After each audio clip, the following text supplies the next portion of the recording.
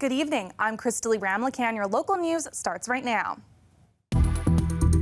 We're not going to tolerate any sort of unlawful activity that indicates any sort of longer-term occupation of any area of our city. Police and city officials provide an update on the motorcycle convoy coming to the capital. It's a budget that says yes to rebuilding Ontario's economy.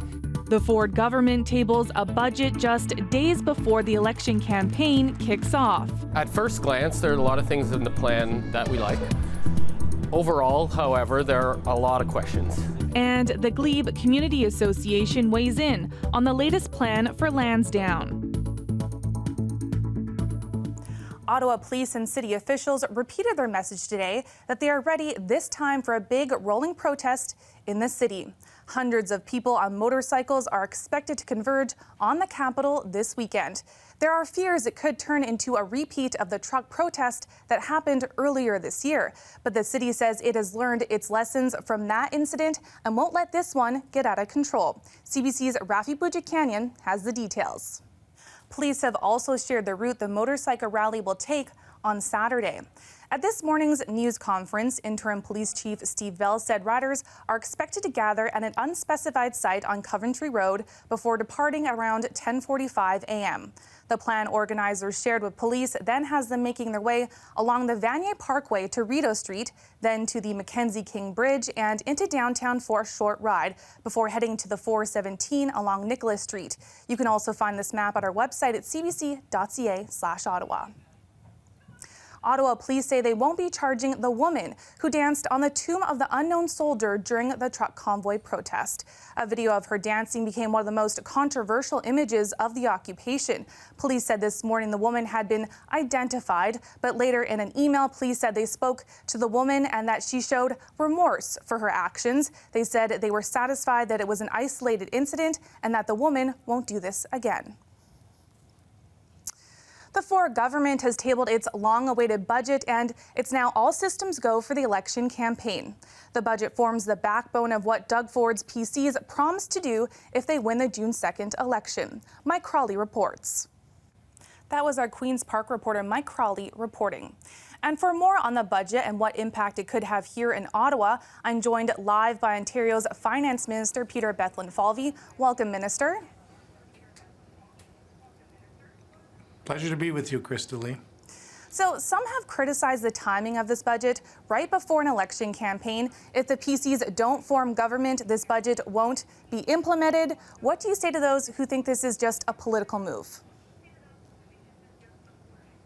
Well, I think this is the purest form of democracy. We've tabled our plan, a budget that outlines very clearly our ambition for the people of Ontario. We're rebuilding Ontario's economy after 2 years of the pandemic that will create more jobs and bigger paychecks. It's a plan that will support working for workers, including in the skilled trades, so that they can have the skills to succeed. A plan that invests in highways and infrastructure so that we can get people out of gridlock and get people moving to be with their families. And it's a plan that keeps costs low and reduces the burden of costs, like the tax rebate that we talked about.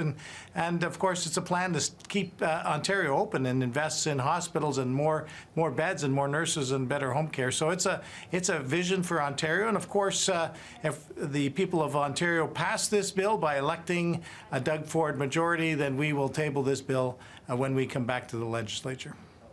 Speaking of costs, this budget is projecting a deficit of $19 billion next year. That's more than any other year during the pandemic. Why is that?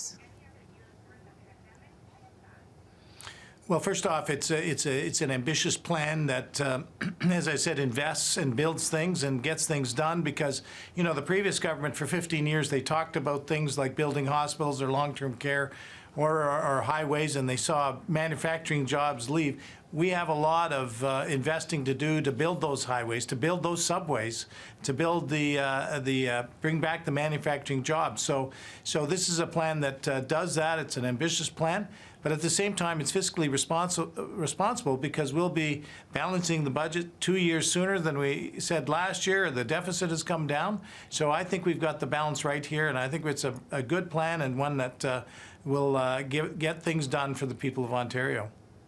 You mentioned transit. The budget outlines $61 billion over the next 10 years for public transit projects. Will any of that be earmarked for Stage 3 of light rail transit here in Ottawa?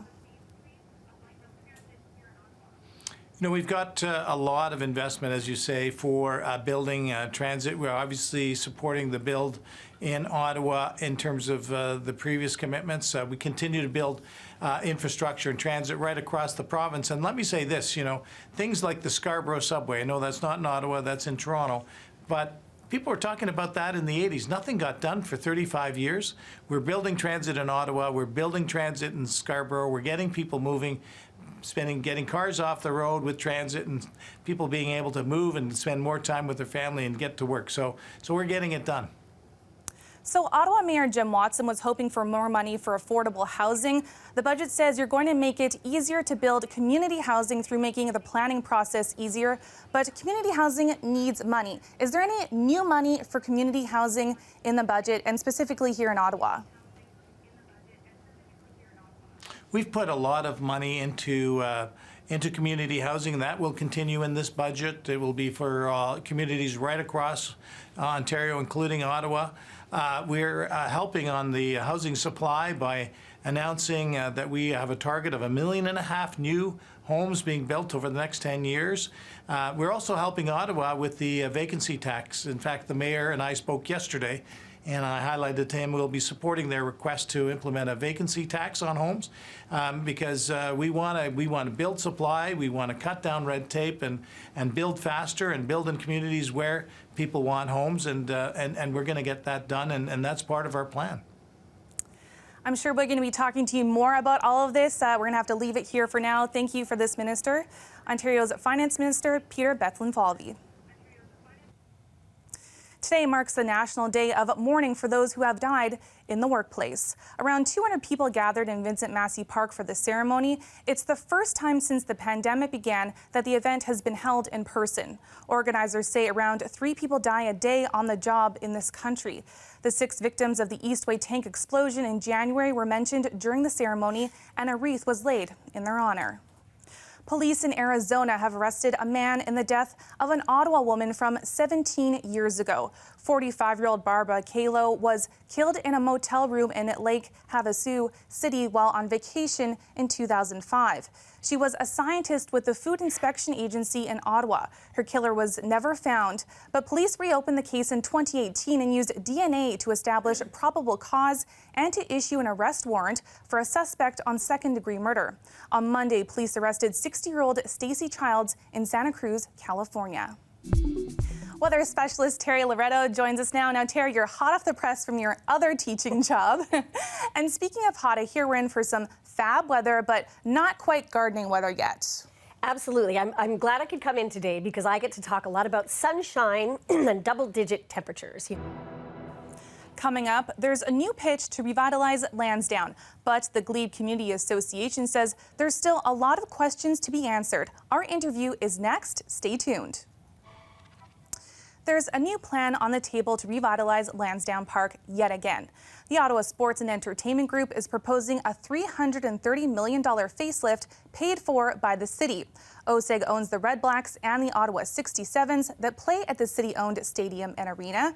Now the city has already spent $135 million on upgrades, but they didn't replace the north stands or the arena underneath. OSEG wants to replace those and wants to build 1,200 new residential units to increase the foot traffic needed to make Lansdowne financially viable.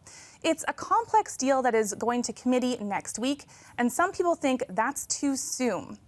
Anthony Caricato is a board member of the Glebe Community Association. He spoke with our Joanne Chianello about the community's concerns about the proposal. There's a new plan on the table to revitalize Lansdowne Park yet again. The Ottawa Sports and Entertainment Group is proposing a $330 million facelift paid for by the city. OSEG owns the Red Blacks and the Ottawa 67s that play at the city-owned stadium and arena. Now the city has already spent $135 million on upgrades, but they didn't replace the north stands or the arena underneath. OSEG wants to replace those and wants to build 1,200 new residential units to increase the foot traffic needed to make Lansdowne financially viable.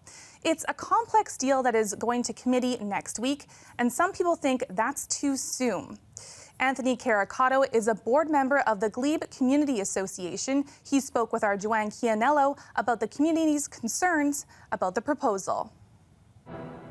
Coming up, a new attack on Ukraine by Russia. Explosions are being reported and at least one person has died. Back here at home, Health Canada has ended a policy that restricted gay men from donating blood for 3 months after being sexually active. The move took years to implement. The Prime Minister commented this afternoon. Returning to the provincial budget now, as we heard earlier, there are 2 new items in the budget today that had not been previously announced. It's meant to put more money in the pockets of low-income people and seniors. Lisa Shing takes a look. Weather specialist Terry Loretto is back. And Terry, Thursday is basically Friday, right?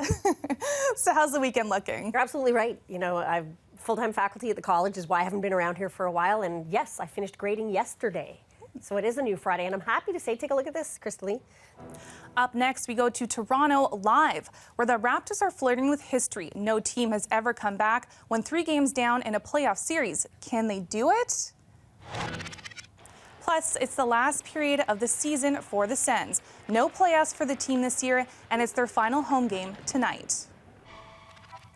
The Raptors' comeback tour continues tonight. After going down 3-0 versus the 76ers, the Raptors have clawed their way back into the series and can force a Game 7 with a win at home. Greg Ross joins us live outside Scotiabank Arena in Toronto. Greg, only 3 teams have done what the Raptors hope to accomplish, hey? Well, that's right. Only 3 teams have ever come back after trailing 3-0 in an NBA playoff series. Wow, quite the scene there, Greg. Thanks so much for this. The CBC's Greg Ross reporting live tonight. The Ottawa Senators play their final home game of the year tonight. The Florida Panthers, the top team in the league, are in town. Though the Senators have had a good win record during the month of April, including wins in the last 4 of their games, the team will miss the playoffs again this year. Stu Mills reports. Coming up, would you drive hands-free? Canadians are testing new self-driving software right now. We show you how it's going after the break. As we travel the road to the future, it seems fair to ask who's driving. Well, right now there are about 1,000 Canadian trailblazers who have their eyes on the road and their hands near the wheel. They're testing self-driving software being developed by electric vehicle maker Tesla. CBC's Zach Gowdy went on a ride-along as one of the testers put his car through the paces on the winding streets of St. John's, Newfoundland. Staying with tech news, as the sale of Twitter to Elon Musk moves forward, the social media company has announced some impressive quarterly results. For the first 3 months of this year, Twitter reports $1.2 billion U.S. in revenue, mostly from advertising, an increase of 16% from a year ago. It is showing income of $513 million. Twitter says it has nearly 230 million active daily users, which is up about 14 million from the previous quarter. It was announced earlier this week that Elon Musk is buying Twitter for $44 billion. The sale is expected to be completed later this year. The New Brunswick Youth Orchestra has a message for Nissan. A recent commercial by the vehicle manufacturer showed young musicians in a not-so-favorable light. That sparked a clever and creative response. Tourists everywhere want to be photographed, and a youngster is turning that to profit in one of the world's most exotic landscapes. All right, it's not roaming blue dinosaurs making it exotic or giants with an equally gargantuan beer factory. It's southwestern Bolivia's salt flats, which make an ideal background for playing with perspective. Tourism has dropped significantly because of the pandemic, so the 11-year-old photographer's earnings help support his family, in addition to giving him some pocket money. The dinosaur, if you're wondering, is a Spinosaurus. Spinosaurus, never heard of that before.